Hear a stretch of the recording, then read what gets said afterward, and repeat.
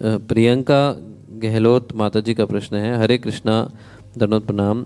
मेरा प्रश्न यह है कि क्या स्त्री बिना पति के वानप्रस्थ आश्रम में प्रवेश ले सकती है क्या, और दीक्षा लेकर अपनी भक्ति कर सकती है या नहीं? नहीं, शास्त्रों के आधार पे नहीं, शास्त्रों के आधार पे नहीं है तो क्या करें? हाँ जी, शास्त्रों के आधार पे नहीं है, ना प्रभुपाद जी ने हमें ऑथराइज किया है। तो इसलिए, क्योंकि वानप्रस्थ का नेक्स्ट आश्रम सन्यास होता है। क्या होता है? माताएं सन्यास नहीं ले सकती, नहीं, ये कहीं भी, ये कलयुग में है। किसमें? कली का युग है, ये अधर्म है, गलत है। समझ में आया? तो इसलिए, तो उसमें क्या प्रॉब्लम है? वानप्रस्थ उपाधि है, गृहस्थ उपाधि है, वानप्रस्थ उपाधि है, सन्यास उपाधि है। इसका आत्मा से कोई लेना देना नहीं है। तो आत्मा की उन्नति के लिए हैं ये 4 आश्रम जो बताए गए हैं। तो क्या आप कैसे आश्रय लेते हो? ब्रह्मचर्य आश्रम में आप गुरु के आश्रय जाते हो, उनसे सब सीखते हो, है ना? ब्रह्म को जानते हो, अर्थात सत्य को जानते हो। गृहस्थ आश्रम में आप जीवों को लाते हो कि वो भगवत धाम वापस जा सके।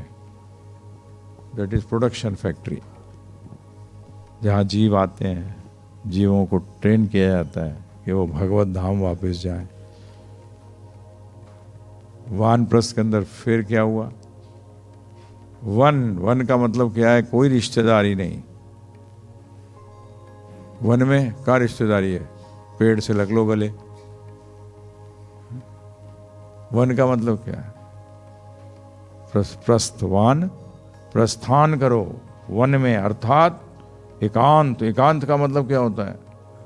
कहीं जाना नहीं है। एकांत का मतलब है मानसिक एकांत, मानसिक एकांत। एकांत का मतलब एक ही, बाकी सब अंत। एक अंत है ना? एक कौन? कृष्ण, और बाकी सब अंत। एकांत हो गया, एकांतवास, है ना? ये है। इसलिए चांटिंग करो, 4 माला, 16 माला करो, 4 नियम पालन करो, अपने भगवान के प्रति आसक्ति बढ़ाओ, विप्रलंब भाव पैदा करो, उनसे इतना प्रेम करो कि उनसे जो विरह है वो सहन नहीं हो। यह है विप्रलंब भाव। परंतु ये अंदरूनी है, बाहर से सेवा करो।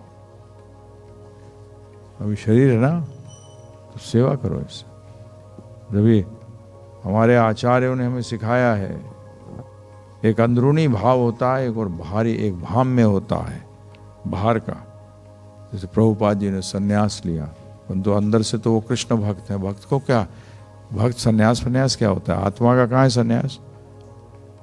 परंतु लोगों को आचार्य हैं, लोगों को पथ दिखाने के लिए उनको क्या किया? नहीं तो शास्त्र बताते हैं शुद्ध भक्त के लिए कोई नियम नहीं है। क्या? कोई नियम। वामसीदास बाबा जी महाराज हुक्का पीते थे और गौरांग महाप्रभु को पिलाते थे, और गौरांग अंदर दे देते थे, लो पियो। तो गुड़ गुड़ गुड़ गुड़ होता है ना हुक्के के अंदर, गुड़ गुड़ गुड़ गुड़ होना शुरू हो जाता था। अब आप ट्राई मत करना है। वो वामसीदास बाबा जी महाराज थे, कोई नियम नहीं।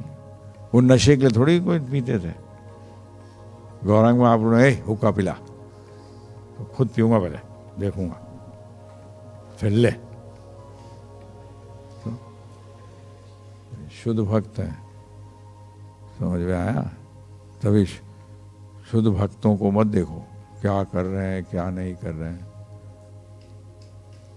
प्रभुपाद सोते थोड़ी थे, वो योग निद्रा थी। क्या थी? योग निद्रा थी। हमारी तमो निद्रा होती है। क्या होती है? तमो निद्रा। हमारी वियोग हो जाता है भगवान से। क्या वियोग निद्रा, ये क्या है जी? बोले भगवान से टूटी कनेक्शन, सपनों की दुनिया में घूम रहे। क्या वो योग निद्रा करते। इसलिए माता जी टेंशन नहीं करो, ये जन्म तो यूं निकल जाएगा। कैसे?